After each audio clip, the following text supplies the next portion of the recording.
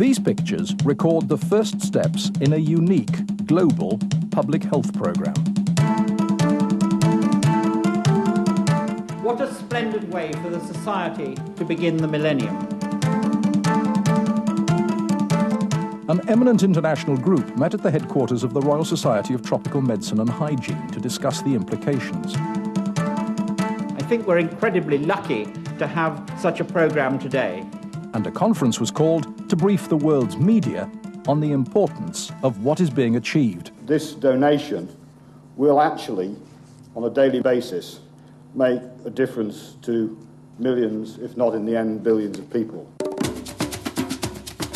The target, lymphatic filariasis, a disease endemic in some 80 countries, infecting more than 120 million people, with at least 1 billion at risk of infection. Why we are giving this disease this importance? Because we can fight it. And I think this, if we compare with other public health programs, we don't have, unfortunately, the tools to fight them so, I would say, easily. So we have to do it. We have a window of opportunity now that we will not have again in a few years. Those who know the disease well believe the contribution its elimination will make to developing countries will be enormous. Most people associate this disease with elephantiasis, the swollen leg, which is very apparent if you walk through a village.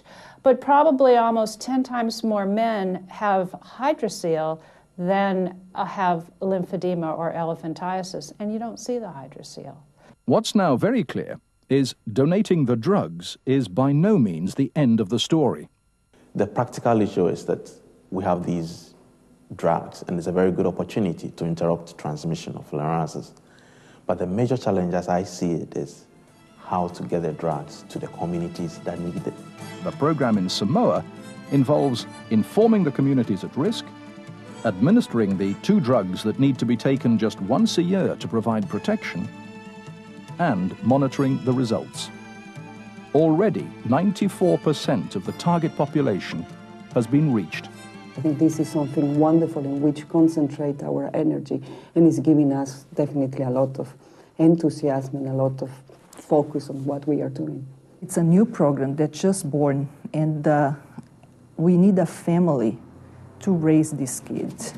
It's truly the way in which partnerships today must be created to decrease the diseases of poverty.